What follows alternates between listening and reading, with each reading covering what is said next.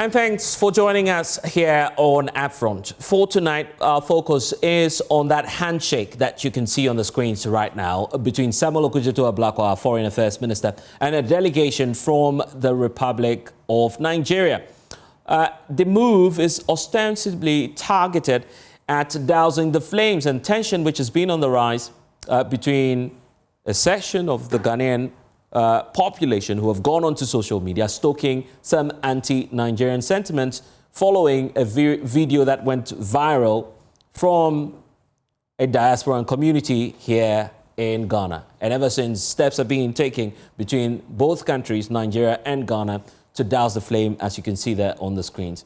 Moments ago, we had that address by the Foreign Affairs Minister, who was hosting his counterpart and telling the people of Ghana why Nigeria and Ghana ought to embrace peace and to de-escalate tension. Listen. On behalf of President John Dramani Mahama, we welcome the Minister of State from the Federal Republic of Nigeria in charge of Foreign Affairs to Ghana. We have just concluded a very successful bilateral discussion on the recent disturbances which have sought to undermine the cordial and friendly relations that has existed between our two countries historically. The Honorable Minister for Foreign Affairs of Nigeria has conveyed a message from President Bola Ahmed Tinubu, which message will also be delivered to his brother, President John Dramani Mahama. And it is a message of peace, it is a message of love, it is a message that reiterates the inseparable bond of friendship and brotherhood between our two countries. As we have agreed, the video that went viral, which incensed Ghanaians legitimately, we were all outraged when we saw that video.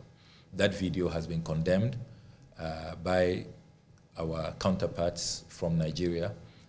They have reprimanded the gentleman. He has been asked not to engage in such statements and such commentary.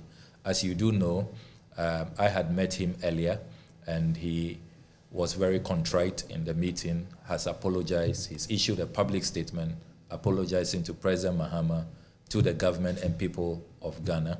And based on his conduct, he has demonstrated good faith that he's really, upon reflection, apologetic and will not tread that path any longer. It is also important to emphasize that we have agreed that we will deepen our community-to-community engagements. We are conscious of our history, that even though we have a historical background with a lot of our ethnic groups having the same heritage and antecedents. You do know, for example, that the Ewe people migrated together with Nigerians, sojourned in Ile-Ife, and continued to the Gold Coast. The Gans have a similar story. So we have very interesting anthropological antecedents, which shows that we are one people. But regardless of that, there have been times in our history where we have had skirmishes. You remember the Aliens Compliance Order, which saw a number of so-called foreigners being removed from Ghana. And then you also recall Ghana Must Go in 1983, where over 1 million Ghanaians were forced out of Nigeria.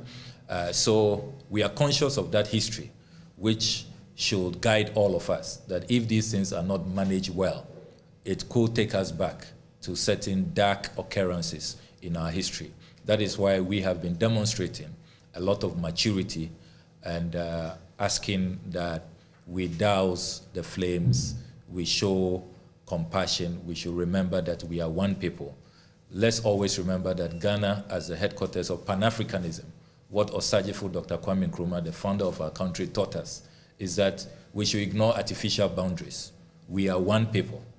And let us always remember that there is a bigger goal, a bigger Pan-African agenda where we want to form an all-united states of Africa. And that is what we must be working towards. Affairs of the Republic of Ghana. I wish to convey our special appreciation and our gratitude on behalf of myself and my delegation. We arrived the Republic of Ghana yesterday on a fact-finding mission as special envoys of President Bola Ahmed Tinubu. As a result of the recent disturbances that have made the rounds in Nigeria via social media and viral video clips, we have been concerned, the government and the people of Nigeria have been concerned about the, in quote, widespread protests that have been taking place in Ghana, requesting Nigerians to leave. And there has been palpable tension in Nigeria regarding the safety of the lives and properties of our nationals residing here in Ghana. I must start by saying a big thank you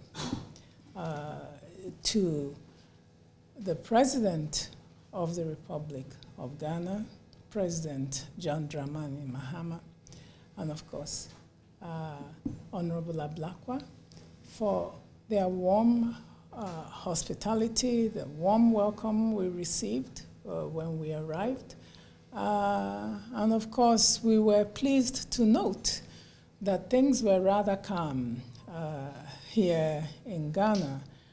The tensions that have been generated by these viral videos in Nigeria seem to literally have evaporated once we arrived to see that there were,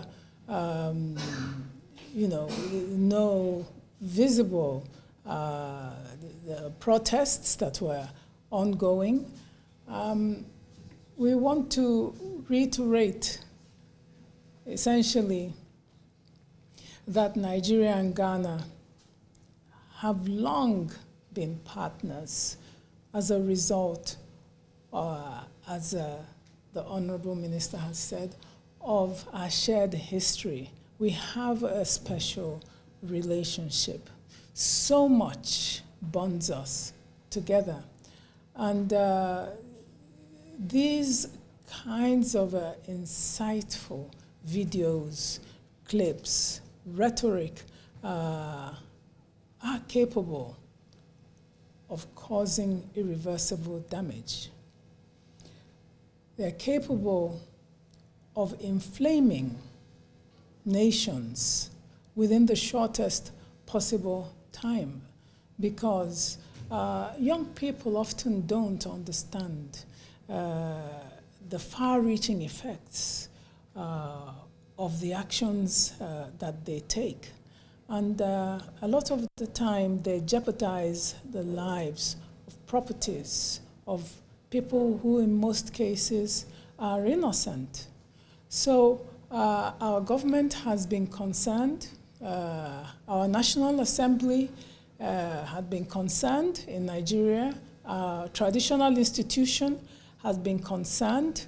The rank and file, essentially, and the ordinary citizen on the street has been concerned about the tensions that have been generated in Ghana.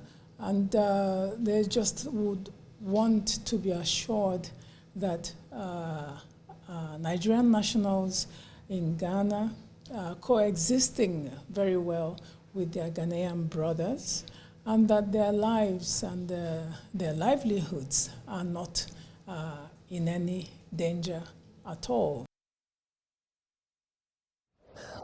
So giving you a clear picture now of where we are and the attempts being made by both nations now to de-escalate after, of course, some sentiments went viral on social media. So how then do we de-escalate, and how will these two nations forge closer ties going into the future? Let's see who's on now and helping us do the discussion. Dr. George Amo is Executive Secretary for the National Peace Council of Ghana, joining us via Zoom. Also is Charles Oredu, who is the former Ghana High Commissioner to South Africa, also a member of Parliament, joining the conversation. And then we have Dr. Uzwa Norte, who's a fellow, Center for Migration Studies at the University of Ghana, all joining the conversation. So thank you all for spending some time with us. And of course, we're just learning of these emerging trends now. And this is all being stoked, according to the Nigerian delegation, by posts on social media. So let me start off with you, Dr. George Amo, because this has got to do with how we can mend all of these sentiments and impressions that have been carried simply by one social media post. Because if you move across the country now, I'm not sure you'd find any Ghanaian attacking any Nigerian at all. So how then do we de-escalate and de-escalate fast? Yeah, thank you very much, my brother, Blessed, and greetings to my colleague panel members. I think Ghana and Nigeria has come so far. Our relations goes beyond the normal diplomatic ties between, states. We have developed some commonalities over the years, dating back before independence, in terms of culture, in terms of traditions, in terms of religion. We have done a lot together. If you take the ECOWAS Commission, if you take Ghana and Nigeria out, ECOWAS will be very weak. So we have developed our common relations for some time now, and there is no reason why Ghana and Nigeria cannot continue to grow stronger together, even in today's world where we are talking about global village. So I think that we have to hype the voices that pull us together as brothers. Let me put in quotes. Because I call my Nigerian friends my senior brothers, and our sisters when I meet them. We have worked closely as a peace institution with the West African Network for Peace Building, and UNEP and Nigeria have been working very, very close. If you look at the relationship that has existed between us and the West African Network for Peace Building, the previous executive director for the UNEP is a Nigerian. Indeed, the first Ghanaian Bombande, he handed over to a Nigerian, my brother Echukwu Emekaize. Then now back to Ghana. We have worked together. We have done so many things together. Indeed, just last week, when you go to our markets, Nigerians are there. We see each other as brothers and sisters. I am not sure. There's a time we have to allow, social media and other things to separate us. No, not at all. I'm just interested in your story and in the intervention that you made. When you saw all these signs online and it started trending, it went viral in Nigeria as well. What interventions did you make? Did you reach out to the Nigerian diaspora community here in Ghana? No, not yet. We haven't done that. Okay. Ablikuma North and Okuchia are facing us, so right. We have a lot. But let me say that the Peace Council has paid a courtesy call on the Nigerian High Commission. I think we did that somewhere last year. even at that level, we've tried to strengthen our bonds. I've had occasions to have discussions with Nigerian students. They have visited the Peace Council before. So I think that we have a unique opportunity to use the current situation to strengthen our relations even better. Are there some immediate plans you have? I think we can do that. Do you have some immediate plans then on some of the things you perhaps plan to do? Okay. Yeah. You know, our mandate restrains us to Ghana. Right. But we have friends across board. Indeed, NPI of Nigeria is very close to the Peace Council. Right. We have visited them before. They have visited us before. You know, so I think it is an opportunity.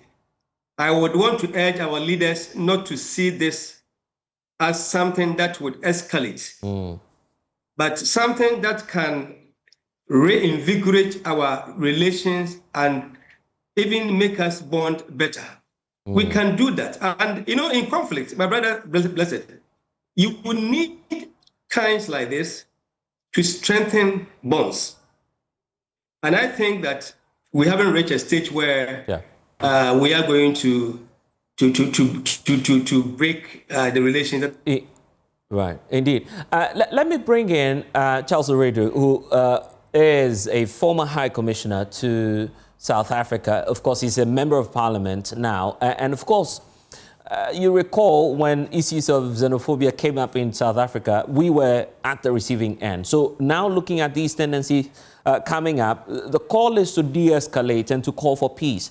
What message do you have then to the people of Nigeria, and also possibly what more would you want to see amongst all our peace actors to ensure that we douse the flame? Grateful for the opportunity. And then, Blessed, let me say that I subscribe wholly to what the earlier panelist said. I think that President Tinubu did the right thing by dispatching his foreign minister, you know, to come in and then engage our foreign minister. And then, you know, our relationship, like, you know, the earlier panelist said, you know, we do have a very, very strong bonds of friendship, our two countries. The level of economic activity between our two countries is on the high. Within the West African front, we are the two largest economies.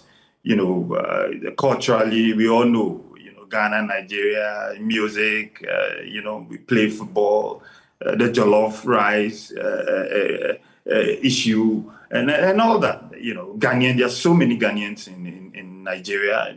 Likewise, there's you know, Nigerians in Ghana. So I think that what the Nigerian foreign minister has done is the right thing. You know, she did say that she was on the fact-finding mission as an envoy of His Excellency, the President of Nigeria. So having come in and then having found things out, you know, for herself, I think that, like she said, I also think that really this was any big issue. You know, it's just been blown out of proportion using social media. Now we know what social media does. Yeah. And then if you look at the population of Nigeria, with so many people on social media, once this information is sent out there, people will just forward, and then it becomes a full-blown conflict. So I agree with her that then when she came, you know, with what she's saying, that oh, you know, this was something that happened. Yeah, and she was obviously surprised herself, saying that there's no evidence that indeed there is anti-Nigerian sentiment. Yes, we don't. We don't, because we've always lived together, you know, in peace. And then, like, if we listen to the minister, our foreign minister, he did trace our checkered history, you know, where 1969, you know, Nigerians were asked to go back, and then the Nigerians also retaliated somewhere in 1983. But since then, apart from these retail issues that we've had, you know, where, you know, some of us do complain, like Ghanaians complain, that their shops where they do retail business are being overtaken by Nigerians. And then even when these matters come, we all sit down as brothers, you know, try to resolve whatever differences that we have. You know, apart from that, I think that we've had, you know, that cordial relationship. When this matter happened, this issue of this Igbo chief, you know, who gave a press conference saying that he owns a certain kingdom in some part of Ghana. We all thought that, that was inflammatory and that statement was wrong. If you remember, the authorities quickly, went there, spoke to him, and then subsequently, I think he's come out to say that he was wrong. What he said, he didn't mean what he said, and all that. And then since then, I think that we are moving on. But then I would say that it shouldn't end here. We need to engage both communities. Because I was going to ask you what specifically we should be doing and who we should be targeting. So in Nigeria, in Nigeria now, if you go to Nigeria, there are Ghanaian communities in Nigeria. So the leadership would have to go down there and then explain things to their people, like the Ghanaians there. Right. That this actually is not happening, what we are seeing on the social media and whatnot. Also, publicly, we should be seen. The Ghana mission or the Ghana High Commission in Abuja should take this thing up, engage Nigerians on radio, go on the Nigerian radio stations, on TV stations to escalate, this non-existent tension, to explain things to Nigerians that this is not happening in Ghana and that Nigerians here are living peacefully, they are doing their businesses, nothing is happening. But you agree. Once they see this happening, trust me, Blessed, nobody will also try to, retaliate. Yeah, but you agree. Nigeria. But you agree that we have to speak to some of our elements to tone down as well, because there was that video that came out. Absolutely, I agree with you. The rhetorics must be toned down. Even from our end, people who call on radio stations, people who call on TV stations, they would. Then it's also up to the media, the host of these radio stations and TV stations, to just get the callers, to tone down the rhetorics, because that's not helping. And then for those of us on social media, we shouldn't be forwarding these kind of negative messages. Once we do that, we end up creating frictions that are non-existent. Seriously, they are non-existent. So once we all put in these efforts, I'm sure that this little issue that's come will just be nipped in the bud, so that we continue our friendship. Right. I'll come back to you on how we can, mend our ties and also, in fact, increase trade, because that's been a point of interest for both countries. But let me bring in Dr. Uso, who's also joining us from the University of Ghana as the Center for Migration. And very often, Doc, we underestimate the level of ties that we have with Nigerians. There are intermarriages. You tell me more about the interlinkages that we have, Doc. Yes, thank you very much, and good evening to your viewers and also the other panel members. Yes, so yes, I agree with whatever the other my colleague members also have contributed to the discussion, and I also support the move that the Nigerian president sent the whole delegation to come and preach peace or discuss peace with the community members. Yes. So the free movement, the ECOWAS free movement grants citizens three rights. Right. So the right to entry, right to also reside, and right to establish economic activities. There are a lot of Nigerians in Ghana, likewise Ghanaians in Nigeria. They have a lot of businesses here. We also have the same there. So we've been living together for harmoniously for a very long time. So seriously, with this Igbo chief pronouncement, I think all the videos that I've seen are coming from Nigerian bloggers and also social media activists. I don't know, they see the gravity of what their colleague said because of how important staying in Ghana means to them. If you engage Nigerians, of course, we are researchers and we speak a lot. We encounter, we engage migrants a lot. You would realize how they cherish living in Ghana. So with a little hint of somebody trying to distort that peace, a harmonious or coexistence, I realized it wasn't even coming much from our end. The sentiment was really coming, the backlash was coming from the Nigerians, even more than us. So I think, yes, we have business, as I said, we coexisted for a long time. But based on that, what more would you want to see between both countries then, in terms of interventions? Yes, so I think what ECOWAS, well, let me speak from the ECOWAS. Yes, from the ECOWAS sub-regional level, yes. the sub-regional level, Yeah. yes, please. Yes, so I think, so many people don't really fully understand what the ECOWAS protocols means beyond free movement. I think that they should step up with their public education to really educate people that yes, you have the right to reside, you have the right to establish business, but within the legal and cultural framework of the host community, right? Yeah. So if you're saying that you're bringing your kingdom, we have a very vibrant Nigerian community in Ghana, Igbo, Yoruba, Hausa, Nigerian communities. So, and nobody is curtailing their activities. They're doing whatever they are doing. So I don't know what the gentleman meant by establishing Igbo kingdom. What does it mean? Because you have they celebrate their culture everywhere. I remember going to Central Region and I was amazed. Right. The huge Igbo community and how fully dressed in their regalia, exhibiting their culture, nobody stopped them. We were even, you were enjoying some of the yam, I believe. Yes, this is the type of integration we want. Yeah. But I don't know whether the understanding is imposing their culture on the host community. I don't think that one will help, right? Because integration is also about cultural integration. Right. You take from us, you also learn from you. Right. But I seriously don't understand bringing the Igbo kingdom here. Maybe people think that maybe they're going to bring. No, I don't. That's the only aspect that I don't get. At least the foreign minister has spoken on that. He says the individual is contrite now. He's apologized. So that clarifies perhaps his position on the matter, isn't it? Yes. You're right. So maybe the person has also showed remorse.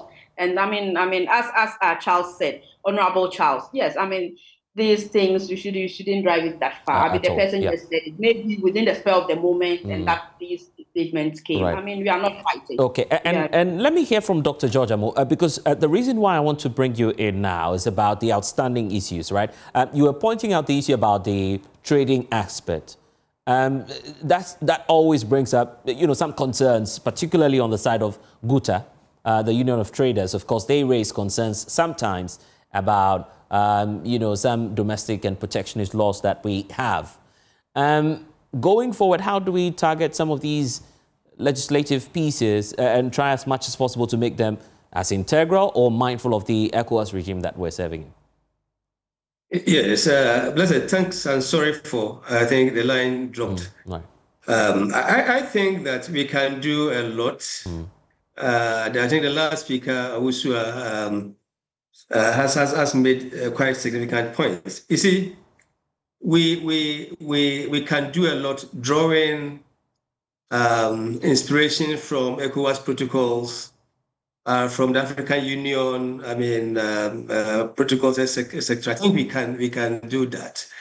But, beyond this, it's also the fear that somebody is coming to take my work from me, which may not be the reality, but mere perception. I think that we have to do a lot of education. Indeed, ECOWAS, before the last elections, up till now, have been going around in some of the states to educate the people as part of the ECOWAS or the people agenda.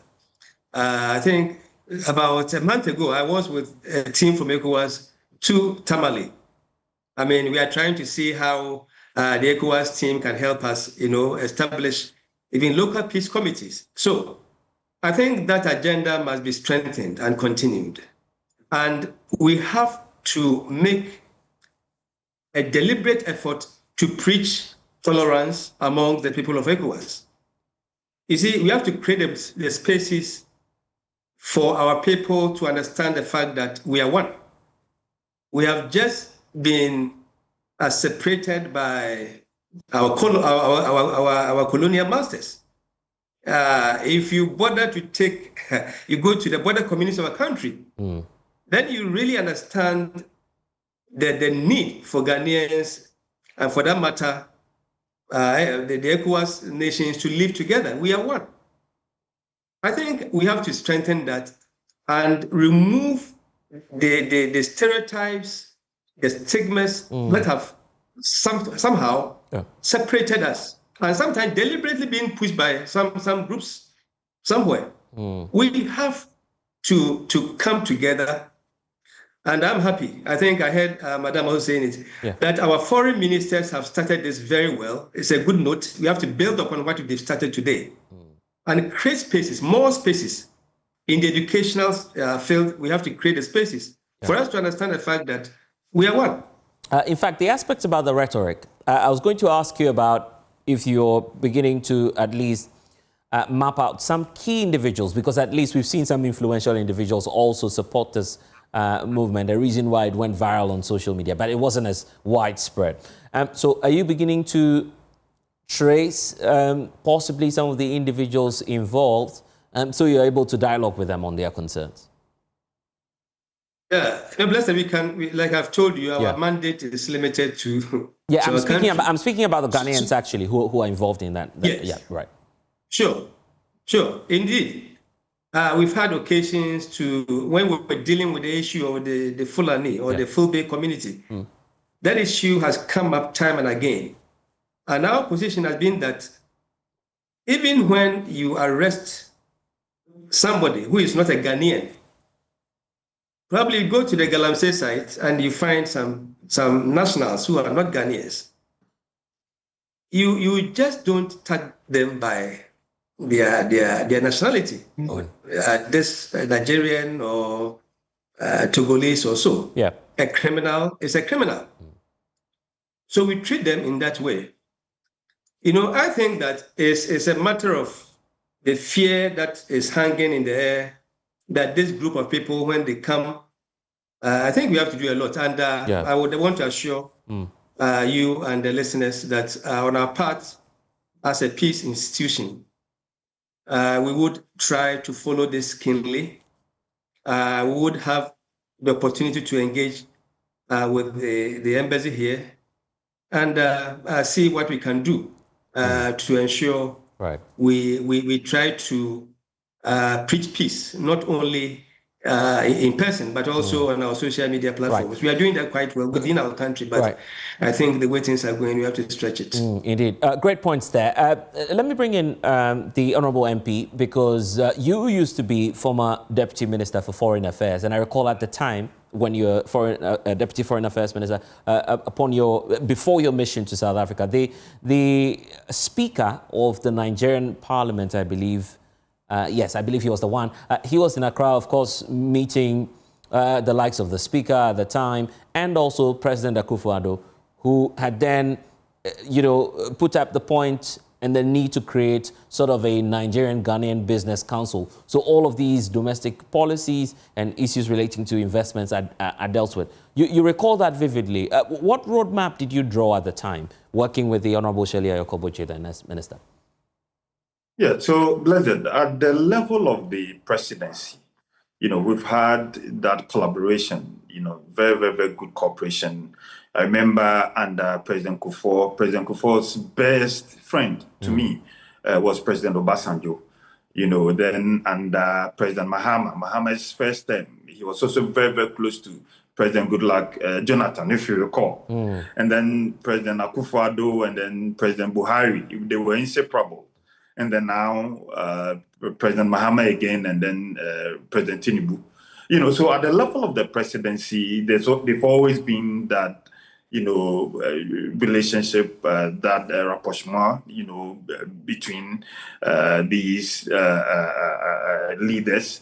And then if you trickle down, the speakers, both speakers are, really good. Nigeria is hosting the ECOWAS Parliament, where as we speak now, we have members of Ghana's parliament participating, in that parliament situated in Abuja. So we've always had that level, that, cordiality, friendship, at the top levels of government. Now, in terms of trade, like I did say earlier, there used to be one or two, friction, tension between Ghana and Nigeria. I remember when I was the Deputy Foreign Minister, I once, was sent by President Akufo-Addo, to go to Nigeria then. I think this was around 2019, 2020.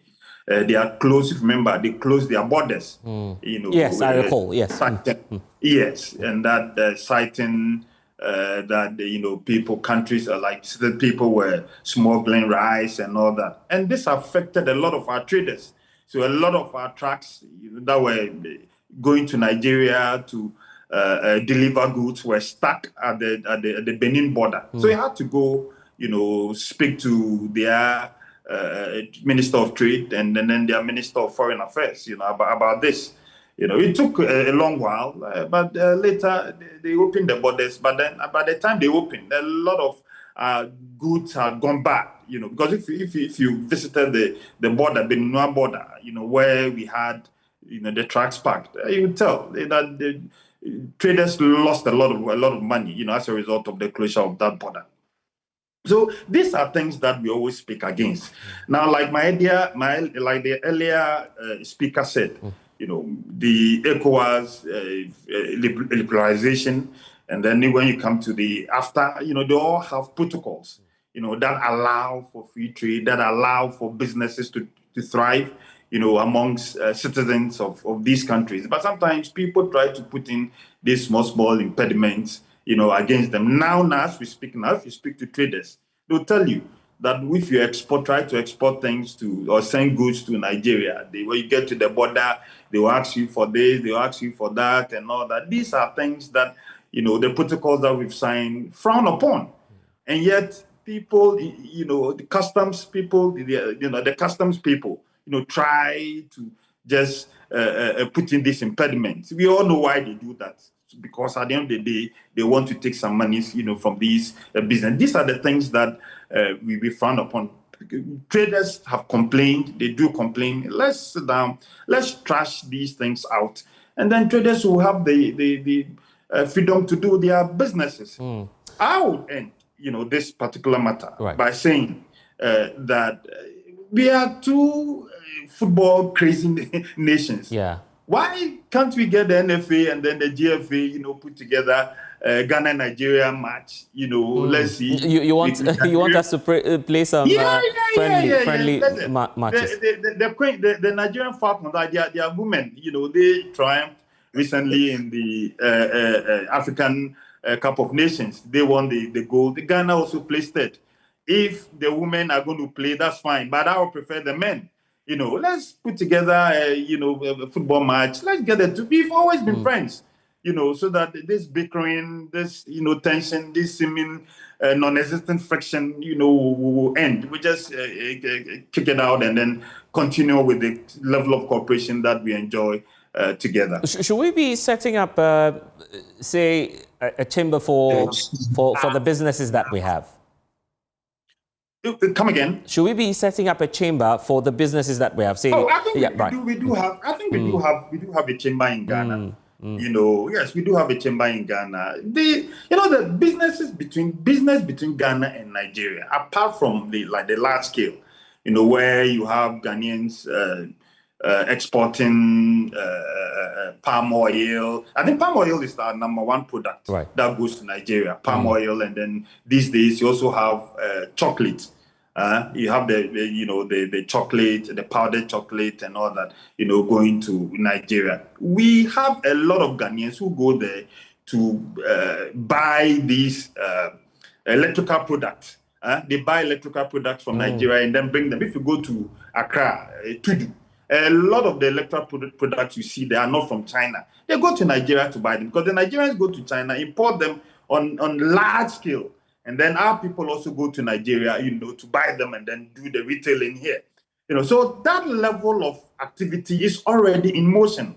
But if you want it structured, I think that can also be done. But we do have that, activities already in motion. We don't need these things, to sort of be as a gap, something that will quell that relationship that we have. Between ourselves. All right. Dr. Oswa, let me come to you then. The point about the way forward. You've done a research, and I recall we were having a conversation on this the other time when, of course, we're trying to sanitize the streetism issue. You were pointing out clearly that people who come from these neighboring countries into our country sometimes in search of economic opportunities, same as Ghanaians would do when they move to Nigeria and the other West African countries. So you want us to have a more liberal system that will allow these people to at least establish. That's what you've been pushing for, correct? Yes, that's correct. Absolutely. Because that is what the ECOWAS protocol stands for. Free movement of goods, not only persons, but also goods, and even allow citizens to come and reside in other countries within the sub-region, and also establish economic activities. Right. Do you understand? So, yes. So they having businesses here is within the framework. So of course, and you know, a lot of joblessness. If you listen to Nigerians, we would really thank God that yes, Ghana will also going through issues, but there are some issues bigger than ours. Yeah. You listen to their youth, and you know, they're like raising their hands in despair. We couldn't live there. So I think, I mean, it really shook the statement by the Igbo chief shook their local community, because the mindset is that back home we got nothing doing. We are here making a living. Yes, doing if you allow me to, trading, doing all sorts of business and making ends meet.